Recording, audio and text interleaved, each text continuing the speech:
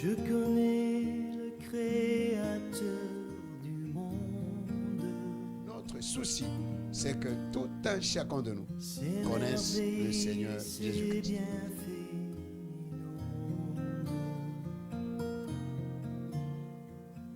Celui qui sait compter les étoiles.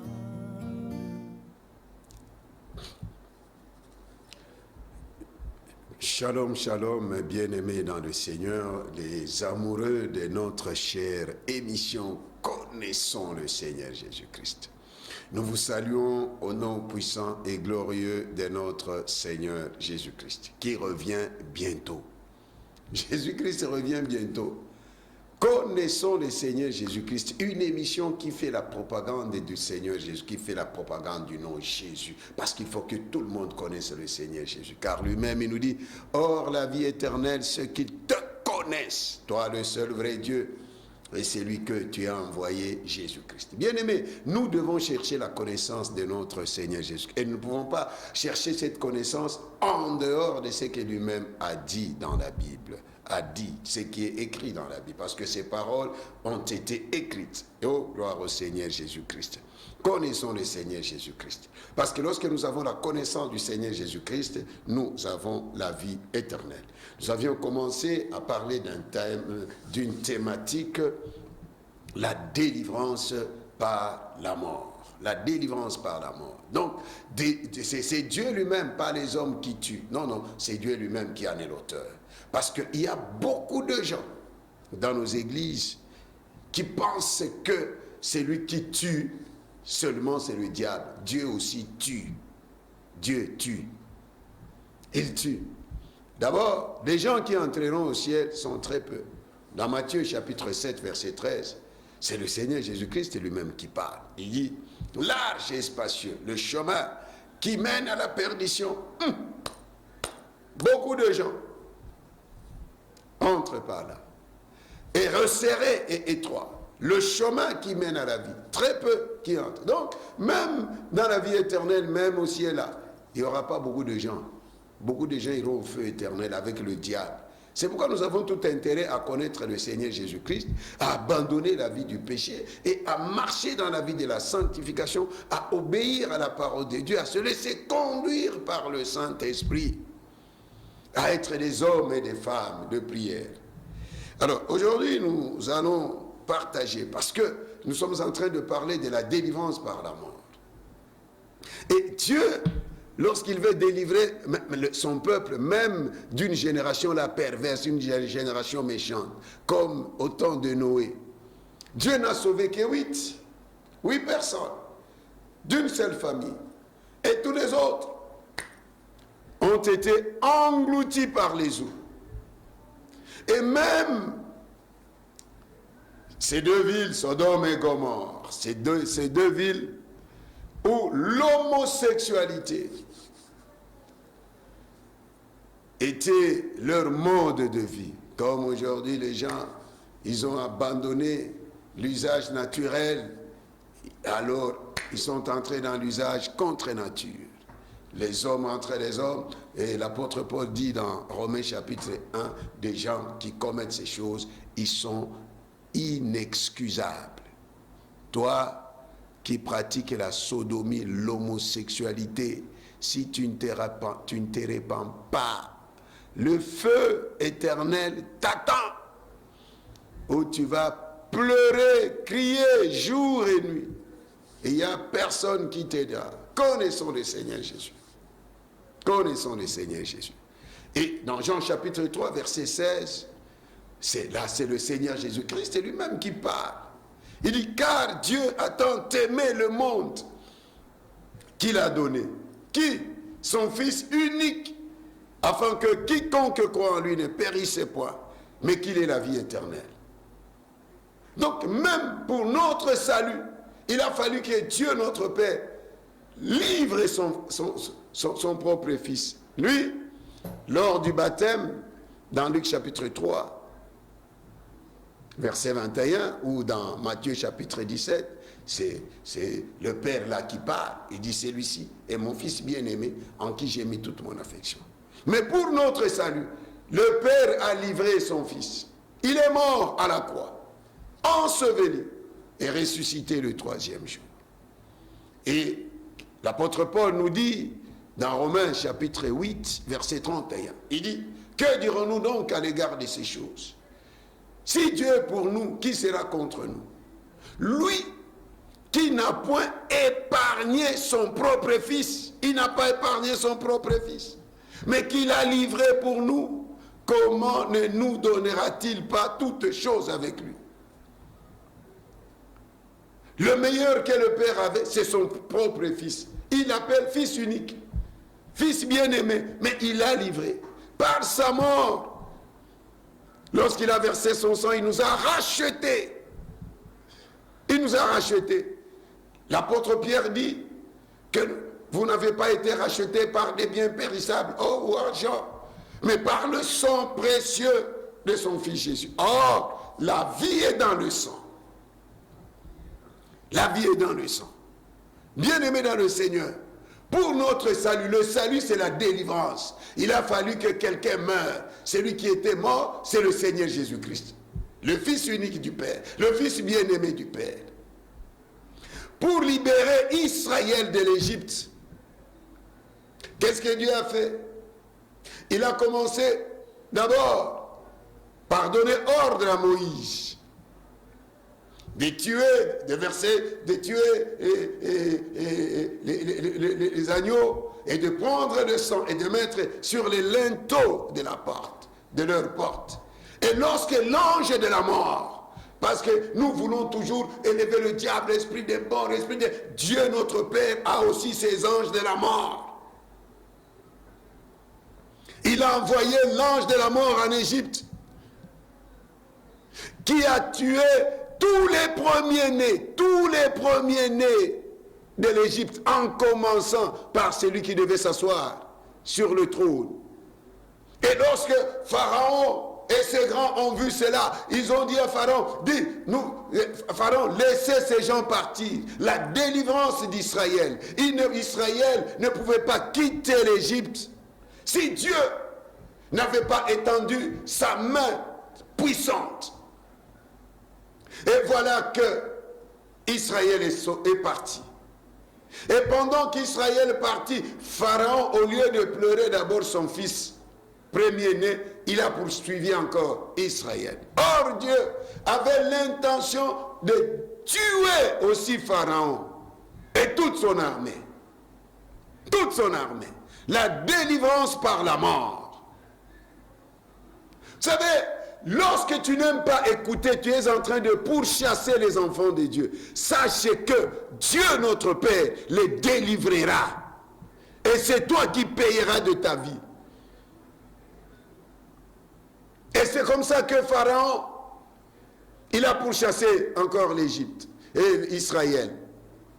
Et Dieu dit à Moïse, les Égyptiens là que vous voyez, pas les arbres, pas les animaux, les Égyptiens là que vous voyez, vous ne les verrez plus jamais.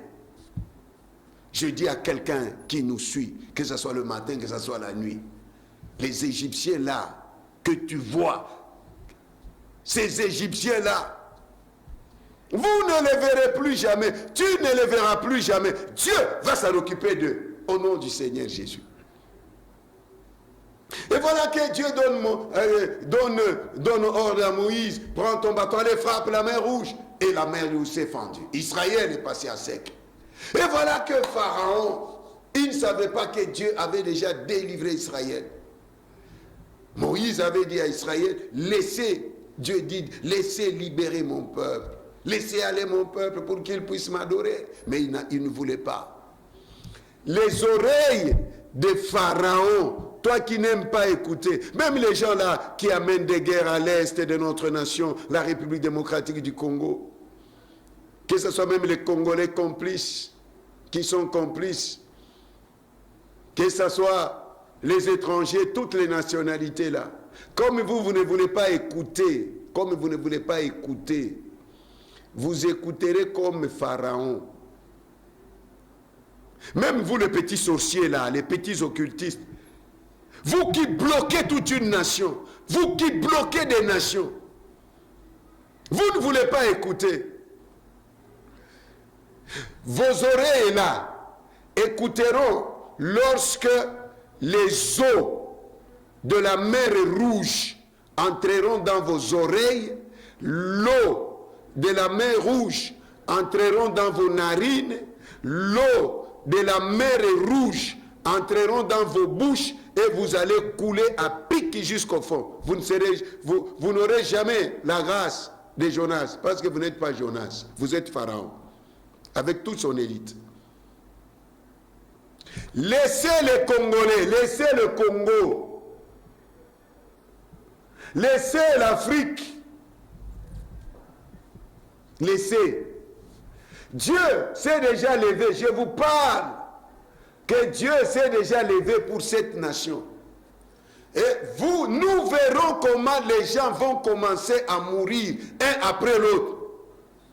Moïse n'avait pas tué Pharaon et son armée. Moïse n'avait pas tué les premiers-nés. C'est Dieu lui-même. C'est Dieu lui-même. Trop, le sang des Congolais a tant coulé.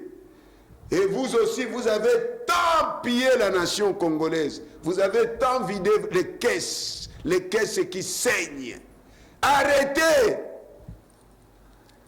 Arrêtez. Changez de comportement. Changez de comportement.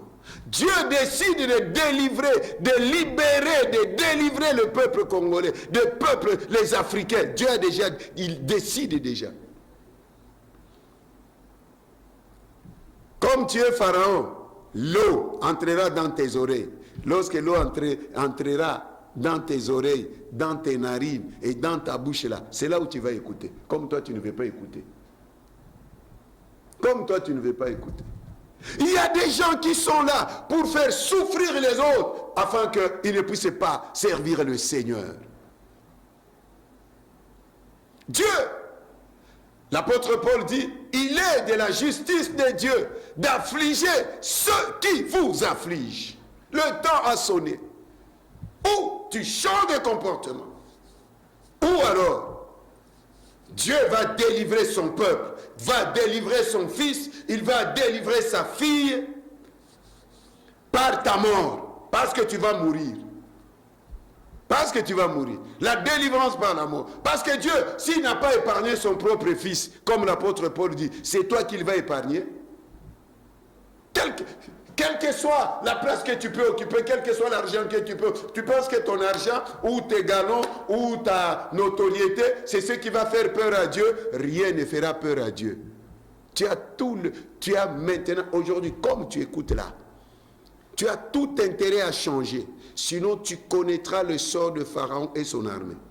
Tu connaîtras, dans ta famille là, tu payeras. Tes fils payeront. Comme à la révolte de Corée, d'Atam et Abiram, qui se sont révoltés contre Moïse. Dieu a ouvert la terre. Il les a engloutis. Et même les innocents, les femmes, les enfants, à cause de la méchanceté de leurs parents, de leur père, Corée, Datam et Abiram, qui se sont révoltés contre Moïse et Aaron. Bien-aimés dans le Seigneur, aujourd'hui, nous prenons Matthieu chapitre 2, verset 13 à 16. Je lis au nom de notre Seigneur Jésus. Lorsqu'ils furent partis, voici un ange du Seigneur apparut en songe à Joseph et dit, lève-toi, prends le petit enfant et sa mère, fuis en Égypte et restez-y jusqu'à ce que je te parle. Car Hérode cherchera le petit enfant pour le faire périr. Joseph se leva, prit de nuit le petit enfant et sa mère et se retira en Égypte. Il y resta jusqu'à la mort d'Hérode, afin que s'accomplisse ce que le Seigneur avait annoncé par le prophète. J'ai appelé mon fils hors d'Égypte. Alors, Hérode, voyant qu'il avait été joué par les mages, se mit dans une grande colère et il envoya tuer tous les enfants de 2 ans au-dessous qui étaient à Bethléem et dans tout son territoire selon la date dont il s'était soigneusement enquis auprès des mages. Amen. Alléluia. Donc le Seigneur Jésus naît. L'enfant Jésus est là. Les mages, comme je nous ai dit précédemment, les mages ont vu le toit. Ils sont venus de l'Orient pour venir adorer le roi. Voilà que Hérode s'élève. Il cherche à tuer le petit enfant Jésus.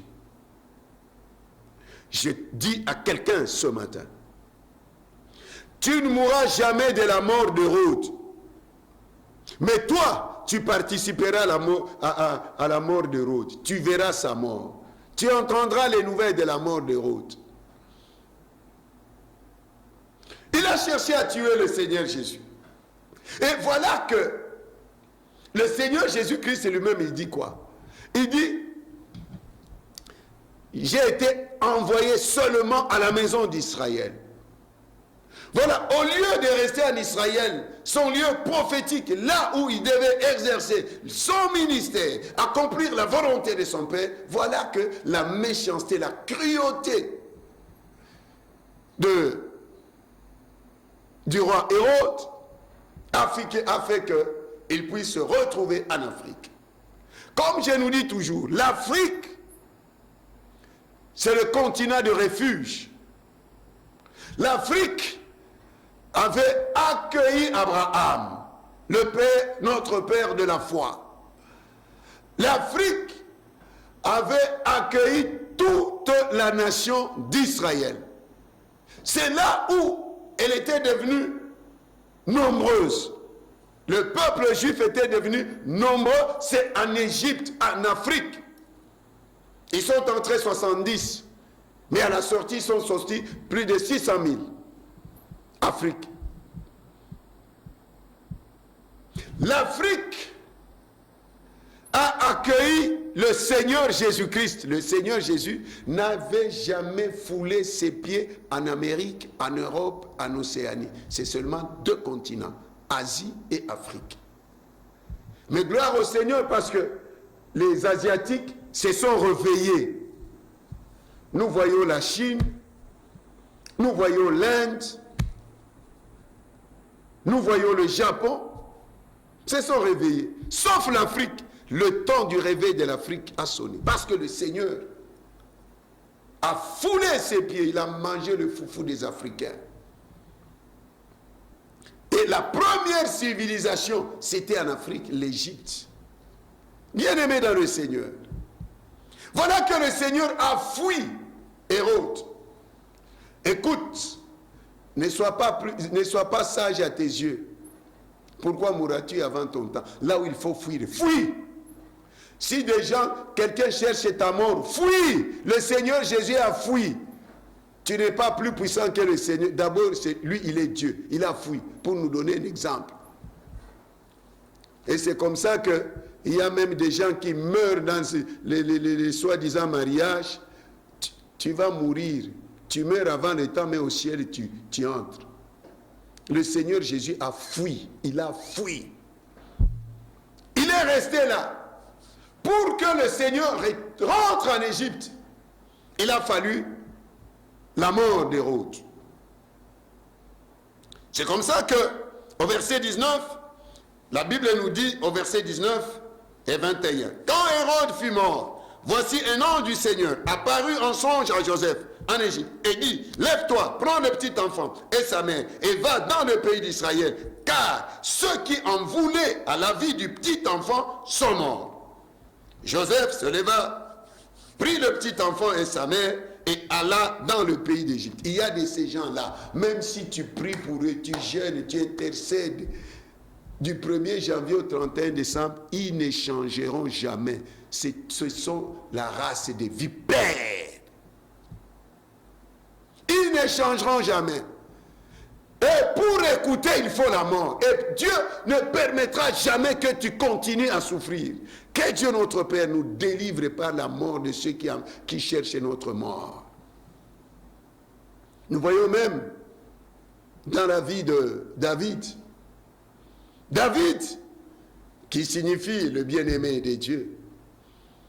David, qui était trop jeune, son père ne l'avait pas ménagé, parce qu'il y a beaucoup de parents qui ménagent les enfants. Il a pris David, il l'a envoyé dans la brousse, garder les brebis de son père, pendant que ses grands frères étaient en train de faire autre chose. Et là-bas, parce que Dieu l'avait oint comme roi, il avait une grande destinée. Tous ceux qui ont une grande destinée, tous ceux qui ont une grande mission, tous ceux qui sont instruments entre les mains de Dieu, ont des combats très grands par rapport à la vision, par rapport à la mission. Plus ta mission est grande, plus ton combat est grand. Arrête de pleurer. Arrête de pleurer. Tu pleures pourquoi? C'est parce que Dieu t'a appelé à la grandeur, tu as une grande destinée, et c'est pourquoi ton combat est proportionnel à ta destinée. Oh, moi, j'ai des problèmes, il y a des gens, beaucoup de combats. Tu as beaucoup de combats parce que Dieu t'a appelé à une grande vision. Et voilà que pendant que David gardait les brebis de son père, pas ses brebis, les brebis de son père, le lion venait, au lieu de fuir, il arrachait la brebis de la gueule du lion. Et il se lance, il se jetait vers le lion, il l'attrapait, le déchirait, le tuait. Si nous le souvenons, la même façon. Et là, David avait déjà son CV. Il n'y avait personne qui le voyait, si ce n'est les brebis, les arbres et les herbes et les insectes. Écoute, bien-aimé dans le Seigneur, ce que nous faisons aujourd'hui, dans le secret. Là, il a tué l'ours, il a tué le lion dans le secret. Dans le secret. Ne néglige jamais les victoires là que tu remportes dans les secrets. Dieu peut t'envoyer, tu peux même prier pour quelqu'un dans sa chambre, dans sa maison, dans un coin où les gens ne te voient pas. Dieu te prépare pour affronter Goliath. Goliath, on n'affronte jamais Goliath en secret. On rencontre, on affronte Goliath en public. Et Dieu préparait le jeune David au trône. On ne peut pas avoir un leader peureux. Non. Brave la peur. David avait bravé la peur. Il n'était pas mercenaire. Ce sont les mercenaires, comme le Seigneur nous dit. Dans Jean chapitre 10, lorsque les loups viennent, les mercenaires fuient. David n'était pas mercenaire. David n'était pas mercenaire. Il n'était pas mercenaire. Il a tué l'ours. Il a tué les lions. Parce qu'il devait protéger, il devait être roi et garder son peuple. Et nous sommes les brebis du Seigneur. Alléluia. C'est pourquoi le Seigneur nous garde, veille sur nous. Et il dit, je suis le bon berger donne sa vie pour ses brebis. Un leader accepte de donner sa vie. Accepte de se sacrifier. C'est ça un bon leader. Et c'est ça un bon leadership. Accepter de se sacrifier pour ses sujets. Que Dieu nous donne des dirigeants qui acceptent de se sacrifier pour le peuple et non seulement remplir leurs poches. Que Dieu aide l'Afrique. Que Dieu aide l'Afrique. Voilà que David, il arrive dans le champ de bataille où Goliath défiait le Dieu d'Israël. Voilà que David a affronté Goliath. Il a tué Goliath. Et lorsqu'il a tué Goliath, il n'était pas au péril de sa vie. Il n'était pas devenu roi.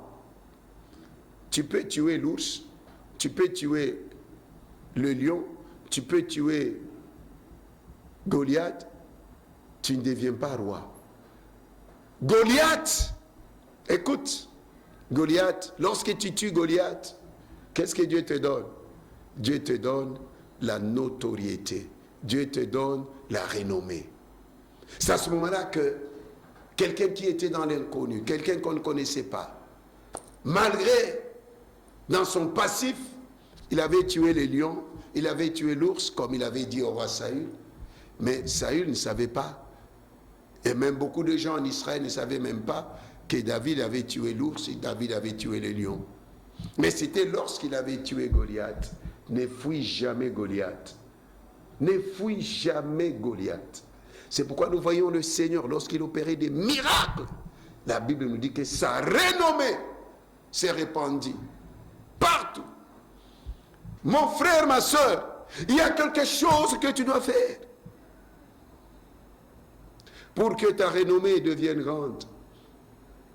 Je prie pour nos phares d'essai. Que Dieu suscite encore les Mamadoundala.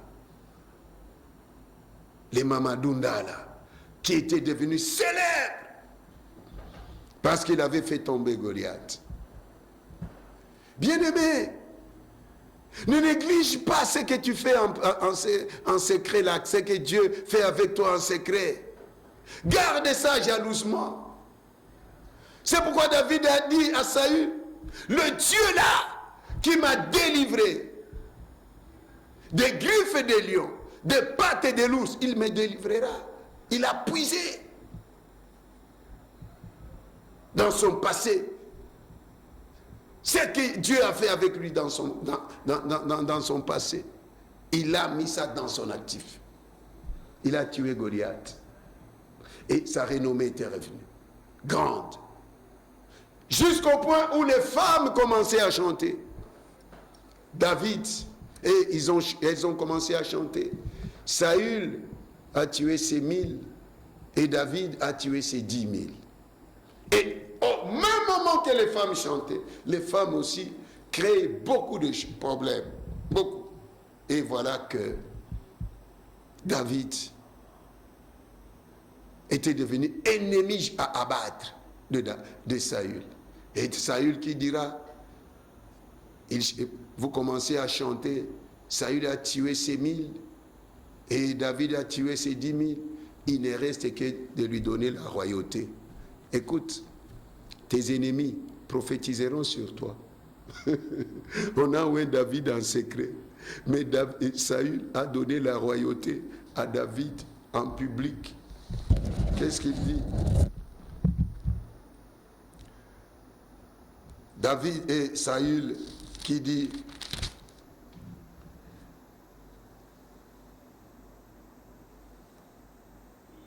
Saül, 1 Samuel 18, 8, Saül fut très irrité, cela lui déplut, il dit, on en donne 10 000 à David, et c'est à moi que l'on donne les 1000, il ne lui manque plus que la royauté. Il a cédé, c'est lui-même qui a dit en public, il ne lui manque que la royauté, et Dieu a donné la royauté à David. Et pour donner la royauté à David, Dieu a délivré David par la mort. Premièrement, de Saül. Saül est mort. Deuxièmement, Israël était divisé. D'un côté la Samarie, de l'autre côté Juda. Ishbosheth, le fils de Saül, était devenu roi. Pour que David devienne roi, il a fallu la mort encore d'Ishbosheth. Et David est devenu roi d'Israël, où il a régné 40 ans. Je prie Dieu pour que Dieu lui-même qu'il s'occupe de tes ennemis. Pour que le Seigneur rentre en Égypte et quitte l'Égypte pour rentrer en Israël, il a fallu la mort. De qui? La mort d'Hérode et de ceux qui en voulaient à la vie de l'enfant Jésus. Ce n'est pas Joseph ni Marie, la bienheureuse, qui avait tué Hérode, ni même David n'avait pas tué Saül. D'abord, il était avec lui à 0 mètre, il ne l'a pas tué, il avait juste coupé le pan de sa robe. Ne tue jamais tes ennemis, laisse que Dieu s'en charge de tous tes ennemis. Nous allons prier aujourd'hui que Dieu s'en charge de tous nos ennemis, les ennemis de l'Afrique. Tu vas voir une poignée de gens qui se mettent là, qui réfléchissent comment nuire aux Africains. comment tuer les Congolais, comment tuer les Burkinabés, comment tuer les Gabonais, comment rendre l'Afrique pauvre. Non, trop c'est trop. Que Dieu s'élève. Que Dieu s'élève. Si pour que son fils Jésus rentre en Israël, il a tué, à combien plus forte raison, ceux qui nous persécutent là, que Dieu s'en charge. Parce qu'il dit, si quelqu'un scandalisait un de ses petits car il est mon disciple, il vaudrait mieux pour lui qu'on suspende une main au cou et qu'on le jette dans la mer. Matthias, dans Actes chapitre 1, était disciple du Seigneur, pas dans le cercle, de loin, mais il était toujours là. Pour qu'il devienne, il soit compté parmi les 12. Il a fallu la mort. De qui? De Judas Iscariote. Alors nous allons prier. Ne demande pas la mort des gens. Toi, nous allons demander à que Dieu exerce maintenant son jugement, sa justice. Qu'il s'occupe de tous ces gens-là. Trop, c'est trop. Il n'y a personne qui tue plus que Dieu. Il n'y a pas et il n'y en aura jamais. Il a tué Pharaon avec toute son armée. Toute son armée. Il n'a pas eu pitié d'eux. Il n'a pas eu pitié d'eux. Et pour donner Canaan à Israël, qu'est-ce que Dieu a fait? Il a tué 7 nations. Et Actes chapitre 13, verset 17. Ou dans Exode chapitre 3. Dieu a tué 7 nations. 7. Il n'a pas eu pitié d'eux. Que Dieu s'occupe de tous ces gens-là qui en veulent notre mort. Aman a cherché la mort de Mardoché. Et Mardoché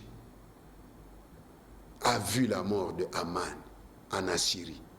Même moi, ceux qui veulent te tuer par le poison, je déclare qu'ils mourront avec leur poison. Ceux qui cherchent, qui prennent les rebelles pour tuer les gens, ils vont mourir. Ces mêmes rebelles-là vont se tourner contre eux, vont les tuer. Ceux qui veulent te tuer par les accidents, eux-mêmes mourront par les accidents. S'ils veulent te tuer par n'importe quelle méthode, eux-mêmes vont mourir. Toi, tu ne mourras pas parce que Dieu a besoin de toi. A besoin de toi. Tu ne mourras jamais. Tu ne mourras pas de la mort du diable. Et s'il faut fuir, toi, fuis. S'il faut même quitter le pays, quitte le pays. Ne reste pas là. Le Seigneur Jésus a fui. Et Dieu va s'en occuper du reste. Si Dieu t'attend en Égypte ou en Israël, tu retourneras en Israël, là où Dieu t'attend. Dans tous les domaines.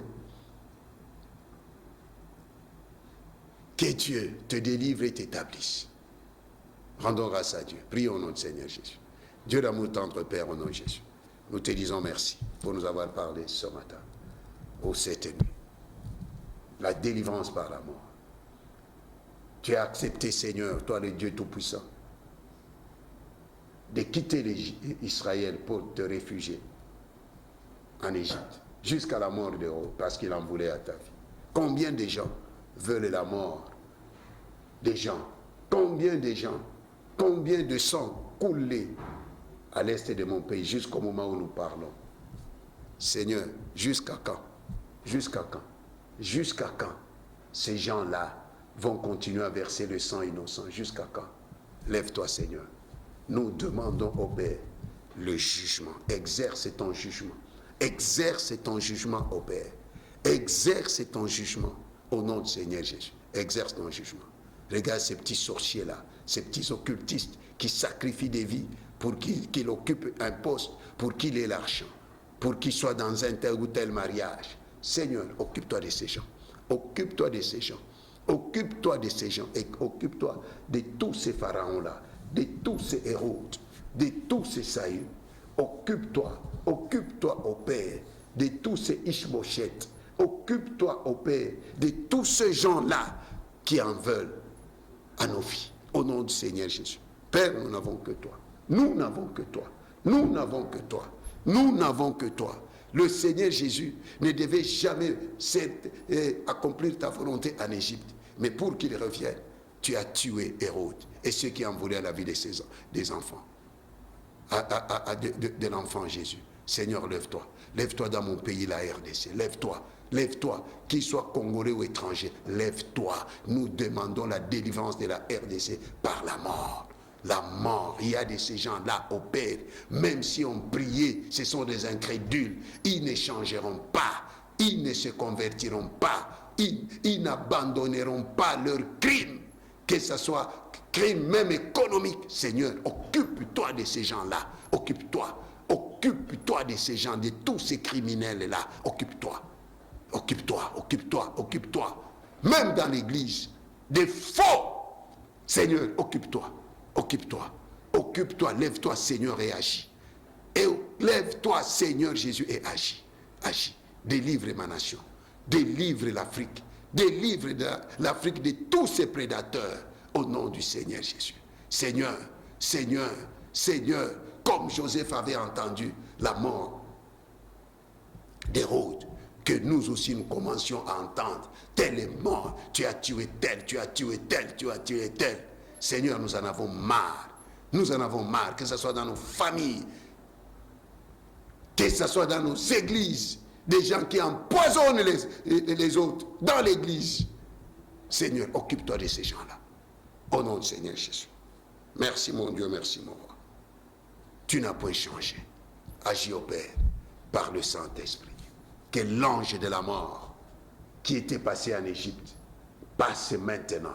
Partout où on en veut à ma nation, la RDC, on en veut à l'Afrique. Passe, partout qu'il entre, partout au Père.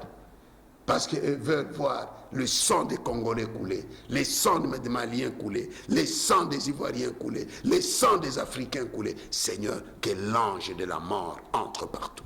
Au nom du Seigneur Jésus. Agis au Père. Agis au Père. Agis au Père. Nous en avons marre. Nous en avons marre. Nous en avons marre. Nous sommes fatigués. Chaque jour, des femmes violées à l'est de mon pays. Chaque jour, au Père, des enfants orphelins. Chaque jour, des familles décimées. Père, lève-toi. Que ce soit des complices congolais, que ce soit les étrangers. Père, occupe-toi. Occupe-toi. Occupe-toi dans n'importe quel continent, dans n'importe quel pays du monde. Occupe-toi. Occupe-toi, Seigneur. Lève-toi et agis. Agis au Père. Agis au Père au nom du Seigneur Jésus. Regarde cette soeur, cette maman, ce frère, cette soeur, Père, qui gémit jour et nuit à cause d'un fils du diable. Toi, Seigneur, dans Jean 8, 44, tu dis, vous avez pour père le diable et vous voulez accomplir les désirs de votre père. Il y a de ces fils du diable là qui ne cherchent qu'à accomplir les désirs de leur père. Tuez les gens. Seigneur, occupe-toi. Occupe-toi, Seigneur. Lorsque les justes se multiplient, la ville est dans la paix. Et lorsque les méchants disparaissent, la ville aussi est dans la paix. Seigneur, nous avons besoin de la paix. Nous voulons la paix pour reconstruire nos pays. Nous avons besoin de la paix pour témoigner Jésus dans ce monde. Au nom de Jésus. Merci mon Dieu, merci mon roi. Merci pour la délivrance par la mort. Tu nous as délivrés au Père par la mort de notre Seigneur Jésus-Christ. Et comme tu n'as pas épargné ton propre fils, Seigneur, alors ces gens-là qui ne font que tuer les autres, les innocents, beaucoup de gens aujourd'hui iront au feu parce qu'ils n'ont pas entendu l'évangile. Parce qu'il y a quelqu'un qui se lève dans son coin pour verser le sang innocent. Seigneur, occupe-toi, occupe-toi, occupe-toi, occupe-toi, occupe-toi de tous ces gens-là, comme tu t'es occupé d'Hérode, avec ceux qui voulaient la vie de ton fils Jésus. Comme tu t'es occupé de Pharaon avec son armée et les premiers-nés. Seigneur, occupe-toi. Occupe-toi, occupe-toi, occupe-toi, au nom de Jésus. Comme tu t'étais occupé, Seigneur, de Aman qui voulait pendre Mardoché. Seigneur, Seigneur, combien de gens qui en veulent à nos vies. Seigneur, nous en avons marre. Même l'amour dont tu nous parles, l'amour aussi tue. Parce que la Bible nous dit, si ton ennemi a faim, donne-lui à manger. S'il a soif, donnez-lui à boire. En agissant comme ça, c'est le feu qu'on met sur la tête. Et le feu là, c'est pas pour que la personne vive. Père, agis. Il est temps que tu agisses. Au nom de Jésus, je proclame ta délivrance. Je proclame ta délivrance. Et toi qui es malade, sois guéri. Sois guéri. Et là où il y a l'esprit des morts, sors l'esprit des morts au nom de Jésus. Père, étends ta main. Bénis l'Afrique, bénis le monde, bénis ton fils, bénis ta fille. Au nom de Jésus. Amen. Que Dieu vous bénisse. Au nom de Jésus. Amen. C'est votre serviteur, le prophète Josué Libouchiri, pasteur responsable du ministère de restauration de toutes les nations en Christ. Situé sur route de Matadi, numéro 1, en Bizaozone, dans la commune d'Engadiema, ville-province de Kinshasa, République démocratique du Congo. Notre numéro de téléphone est là, sur l'écran, plus 243 82 245 48 45.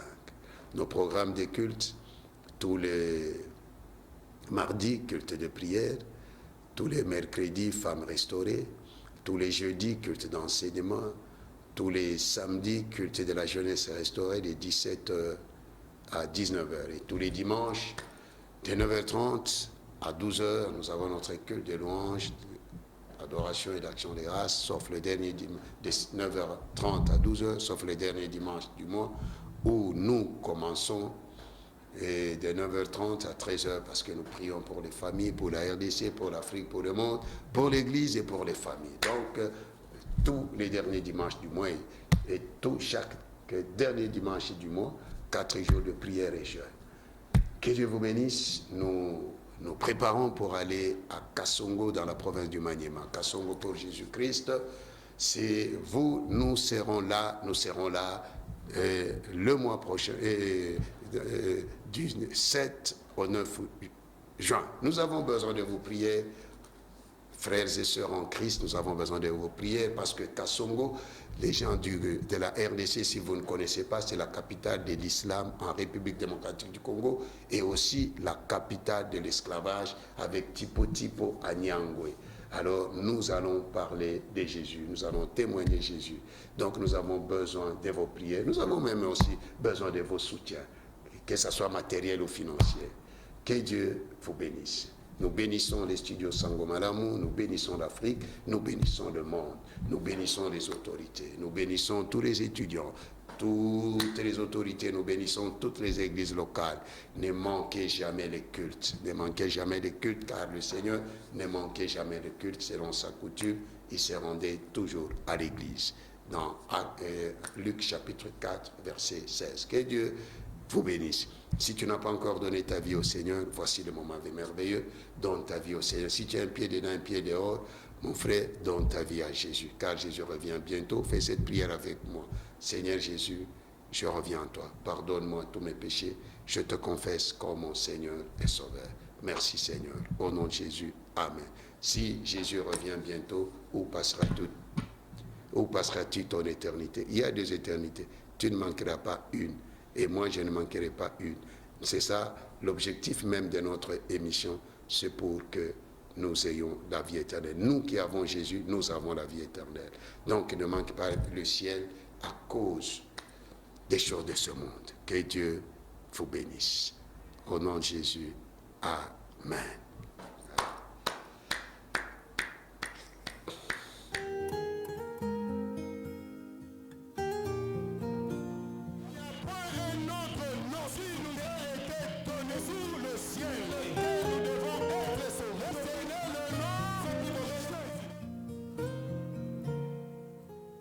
Je connais le Créateur du monde. Notre souci, c'est que tout un chacun de nous connaisse le Seigneur Jésus-Christ.